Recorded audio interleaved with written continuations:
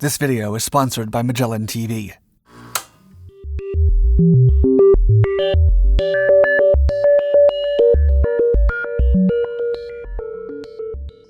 Crystal Dagger. Flint tools and weapons are a common find for archaeologists, with many being left behind by prehistoric civilizations. However, in Spain, researchers have discovered a set of incredible weapons made of rock crystal. Between 2007 and 2010, researchers from the University of Granada, the University of Seville, and the Spanish Higher Research Council excavated the megalithic tomb of Montelirio Tholos in southwestern Spain. The massive burial site sits 143 feet long with 8 different sectors and includes a 128-foot-long corridor leading to the main chamber that is more than 15 feet in diameter. Dating back to at least 3000 BCE, the remains of around 25 individuals were found during the excavation, and analysis suggested that at least one male and several females amongst them died from ingesting poison. The remains of the women were found in one of the chambers, seated in a circular fashion, and next to the bones of who seemed to be the chief. Nearby, there were 19 rock crystal arrowheads, found together in a cluster, which led researchers to suspect that they were a spiritual offering. It is believed that rock crystal during this time may have had symbolic significance, and these prehistoric cultures would have used it for vitality, magic powers, and connections with ancestors. The rock crystal dagger sat on its own in a separate chamber with an ivory hilt and sheath, measuring nearly 8.5 meters long, and looking similar in shape to other stone daggers of the period. As there were no other rock crystal mines nearby, the materials for these weapons would have been sourced from further afield. This led researchers to believe that these items were reserved for the elite of these prehistoric cultures. The manufacturing would have been based on an accumulation of transferred knowledge and skill, and, quote, probably represent finery paraphernalia only accessible to the elite of this time period. Ancient weapons were only as good as those who wielded them. Vikings, the Knights Templar, Roman legionnaires. The ancient warrior is often described in terms that evoke both gallantry and heroism. But what was life truly like for history's greatest warriors? Thanks to Magellan TV, you can find out in the incredible documentary series Warrior's Way. This series traces the lives of famous warriors from childhood training to bloody battles. Each episode focuses on legendary warlike cultures known for their battlefront achievements, knowledge of military strategy, and innovative engineering of weapons and armor. Dark 5 viewers can take advantage of a special offer and free trial from Magellan TV to watch Warrior's Way and hundreds of other programs exploring history's greatest mysteries.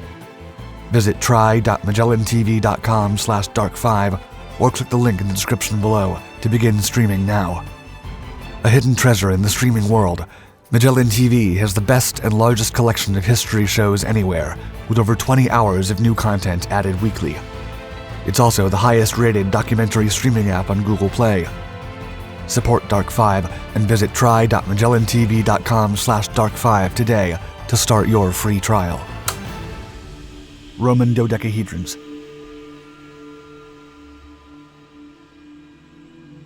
A small hollow object made of copper alloy, cast into a shape with 12 flat pentagonal faces, each face with a circular hole of varying diameter in the middle. This is the Roman Dodecahedron, and its purpose remains one of the great mysteries of antiquity. The first example of a Roman dodecahedron was first found almost 300 years ago in 1739, buried in the English countryside, along with some ancient coins. Since then, there have been at least 116 more found, all in Northern Europe. Some were found in coin hoards, indicating their owners considered them valuable, and most can be dated to the 2nd and 3rd century AD. Historians have found no written documentation of the dodecahedrons in any historical sources, and their purpose has been widely debated by scholars. When the objects were first found, antiquarians theorized that the dodecahedrons were some kind of weapon, perhaps attached at the end of a mace, although this has been contested in recent history, as the hollow nature of the object would make it too light to inflict much damage. Emilia Sparavigna, a physicist at Italy's Politecnico di Torino, believes that the dodecahedrons were used by the Roman military as a type of rangefinder. She argued that the small studs on the outside would have worked as a good grip for the object, with the varying different size holes that could have been used to calculate the distance to an object of known size. This would seem correct, as several of the objects have been found in Roman military sites. However, due to the different sizes of dodecahedrons found, and that they were only found in Northern Europe, this may not be the case.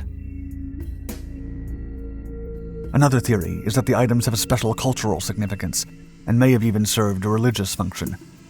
In 1939, the discovery of a well-preserved bronze dodecahedron in the 4th century CE grave of a wealthy woman, along with a bone staff, seemed to lend credence to this idea.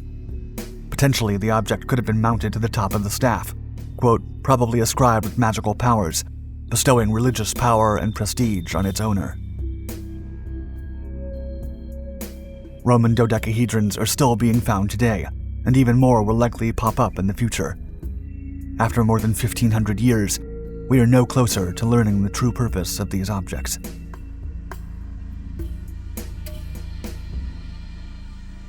Tutankhamun's Meteor Dagger.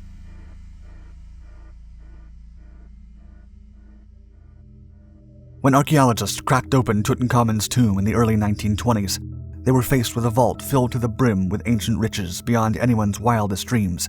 Statues, jewelry, furniture, clothes, chariots, paintings, and even more. Among these possessions was an iron-bladed dagger with a golden hilt. The high nickel content in the dagger has led scientists to believe the iron in the blade likely came from a meteorite. This was confirmed in 2016, when the blade underwent X-ray fluorescence spectroscopy to analyze its decomposition, with it turning out to be mostly iron, 11% nickel, and 0.6% cobalt, a composition comparable to iron meteorites. Although we can confirm what makes up Tutankhamun's dagger, scholars have still struggled to understand how it was made. The Iron Age, a period when people across Europe, Asia, and Africa began making tools from iron ore through a process called smelting, is generally thought to have begun no earlier than 1200 BC, 150 years after King Tut's death. Takeyuki Matsui, director of the Chiba Institute of Technology's Planetary Exploration Research Center in Japan, visited the weapon at the Egyptian Museum of Cairo in 2020 to find out how the dagger might have been made.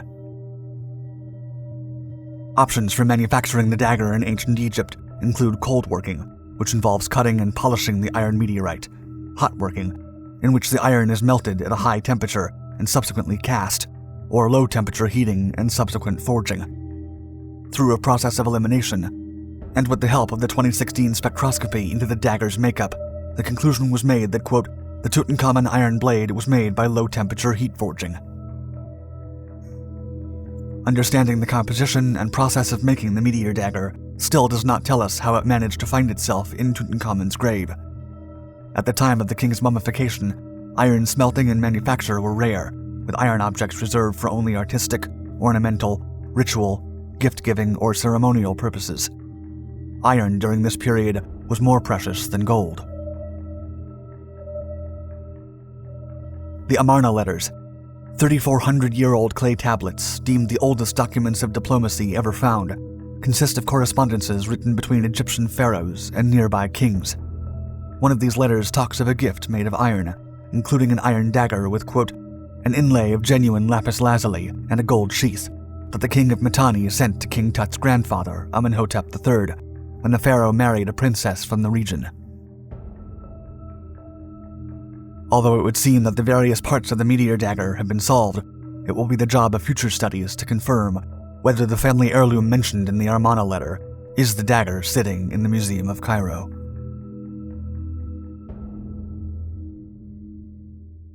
Vajra.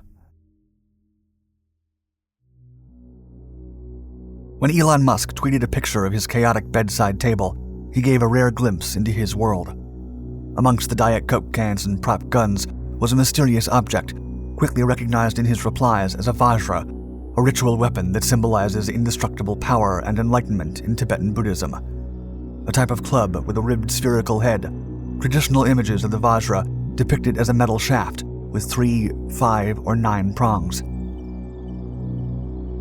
The Vajra is a weapon of Indra, the Vedic king of the Devas and heaven. According to the Hindu Puranas, a sacred literature of the faith, the evil Asuras, Namuchi and Vritra, removed all of the light and moisture from the earth. It made the land inhospitable for living beings, and after Indra tried to battle the demon gods unsuccessfully, he called on the supreme god Vishnu for help. Vishnu had the divine carpenter Tvashta fashion Indra a marvelous weapon he could use to banish the Asuras. The new weapon cast thunderbolts, and with it, Indra was able to defeat Namuchi and Vritra, restoring the much-needed light and moisture to Earth. Buddhist legend suggests that Shakyamuni, the Buddha himself, took the Vajra from Indra and forced its prongs closed, thus transforming it from a destructive weapon into a peaceful scepter. The Vajra does not only feature in Indian text. References to variations of the Vajra crop up in Norse, Slavic, Irish, South American, and Chinese legends, bridging the gap between different cultures.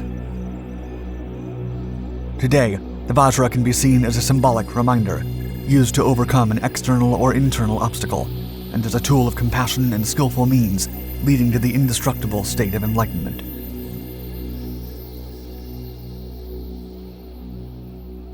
Greek fire. Incendiary and flaming weapons were used as early as the 9th century BC by the Assyrians and were extensively used in the Greco-Roman world as well. However, in 672 AD, a new and devastating incendiary weapon known as Greek fire wreaked havoc unmatched before in warfare. Devised by the Byzantine Empire, Greek fire, also called sea fire and liquid fire by the Byzantines themselves, was a heated and pressurized liquid concoction used to repel Arab invasion for years, particularly at sea. It was delivered by a siphon that acted somewhat like a syringe, allowing it to be used to light enemy ships from a safe distance. What made Greek fire even more unique was its ability to continue burning in water. It's possible that the flames burned even more vigorously upon contact with water, making it almost impossible for enemies to douse its flames. Another element of Greek fire that made it even more devastating was its ability to stick to whatever it touched, be it a ship or even people. A handheld version held the liquid inside what resembled an ancient version of a flamethrower, and was used both to burn siege towers as well as to defend oneself against enemies. Because of the devastating power of Greek fire, the formula for creating the weapon was tightly guarded. It was known only by its inventor, Callinicos of Heliopolis, who had supposedly experimented with a variety of materials until he discovered the perfect blend for the incendiary weapon. The recipe was also supposedly known by Byzantine emperors, who passed it down from generation to generation. The weapon continued to be used by the Byzantine Empire for hundreds of years and played a huge part in its survival. Some historians even argue that by keeping the Byzantine Empire protected for centuries, Greek fire was instrumental in saving the whole of Western civilization from a massive invasion. The formula for Greek fire has been attempted over the centuries, but none of the imitations could ever measure up to the real thing. Although sulfur, pine resin, and petrol have been proposed as the ingredients used in Greek fire, the real formula has never been uncovered. Some believe quicklime, a chemical compound able to burn in water, must have been involved. To this day, nobody knows exactly what went into creating the powerful weapon.